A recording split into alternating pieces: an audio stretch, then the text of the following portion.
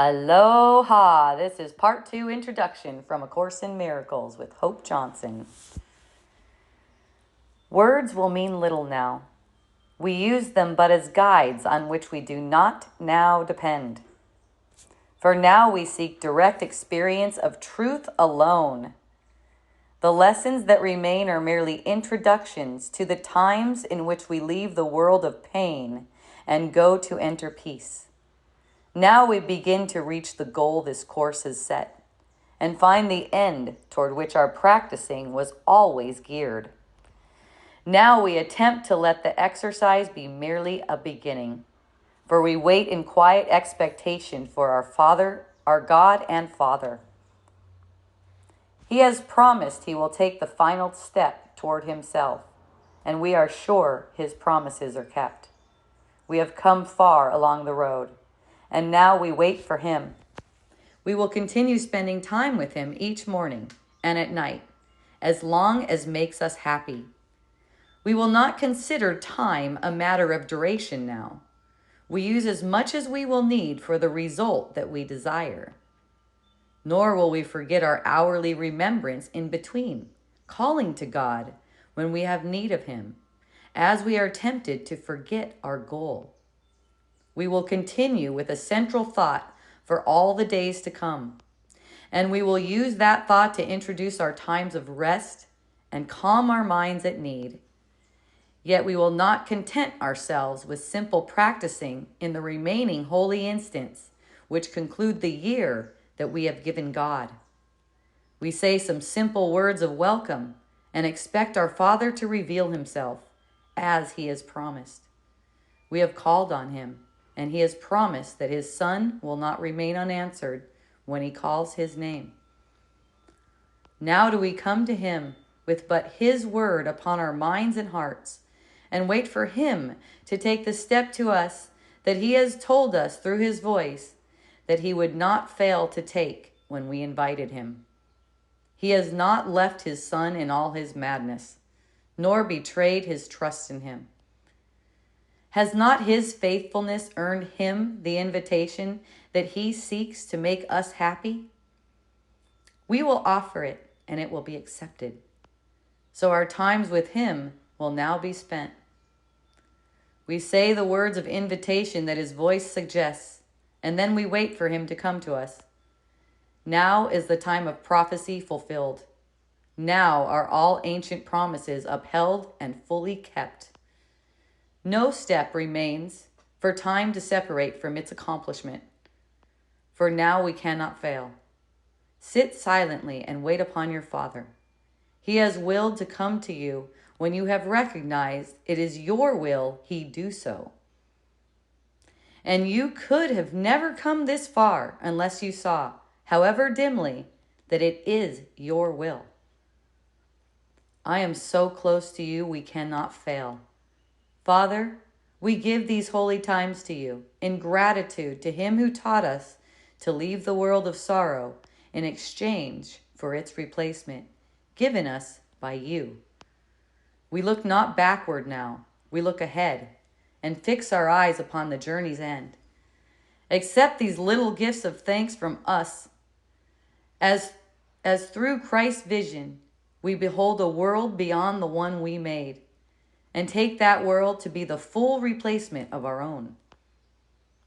And now we wait in silence, unafraid and certain of your coming. We have sought to find our way by following the guide you sent to us. We did not know the way, but you did not forget us, and we know that you will not forget us now. We ask but that your ancient promises be kept, which are your will to keep. We will with you in asking this. The Father and the Son, whose holy will created all that is, can fail in nothing. In this certainty, we undertake these last few steps to you and rest in confidence upon your love, which will not fail the Son who calls to you. And so we start upon the final part of this holy year, which we have spent together in the search for truth and God, who is its one creator. We have found the way he chose for us and made the choice to follow it as he would have us go. His hand has held us up. His thoughts have lit the darkness of our minds. His love has called to us unceasingly since time began. We had a wish that God would fail to have the Son whom he created for himself. We wanted God to change himself and be what we would make of him. And we believed that our insane desires were the truth. Now we are glad that this is all undone, and we no longer think illusions true. The memory of God is shimmering across the wide horizons of our minds. A moment more, and we'll rise again. A moment more, and we who are God's sons are safely home, where he would have us be. Now is the need for practice almost done, for in this final section, we will come to understand that we need only call to God, and all temptations disappear. Instead of words, we need but feel his love. Instead of prayers, we need but call his name. Instead of judging, we need but be still and let all things be healed. We will accept the way God's plan will end, as we received the way it started. Now it is complete. This year has brought us to eternity. One further use for words we still retain. From time to time, instructions on a theme of special relevance will intersperse our daily lessons and the periods of wordless, deep experience which should come afterwards. These special thoughts should be reviewed each day, each one of them to be continued till the next is given you. They should be slowly read and thought about a while, preceding one of the holy and blessed instants in the day. We give the first of these instructions now. Those instructions follow on the next recording. So I wanted to address some of the parts in this introduction. One of them is spending as long as makes us happy. So now you don't have those 15-minute time periods. It's as long as makes you happy, using as much as you need for the result that you desire.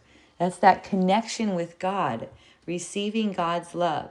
You know, that could happen in just a breath, or it could take longer. Whatever you need to get the result that we desire. Okay, and then every hour too. So this isn't something that's set in time as far as how much time you should spend.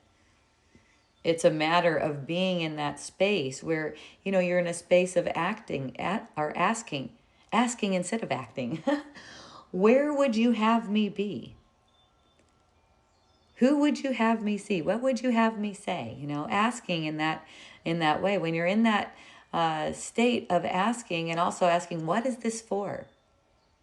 Right? It helps with remembrance. That's how you stay in that grace of God. You know, that sense that you're always loved and cared for. So we cannot fail when we invite him. Whenever we invite God in, we cannot fail. You know, if we seem to be failing, we seem to not be receiving the love, our asking is, you could say it's jaded, or it's laced. Let's say it's laced with confusion about what we really want, right? It's a confusion about just wanting the peace of God, not seeking it in form. So as long as we're seeking it in form, we're not receiving the peace of God. When we ask for what we really want, we can see through that. What we really want, again, is the peace of God. Yay. So we are so close, and always so close.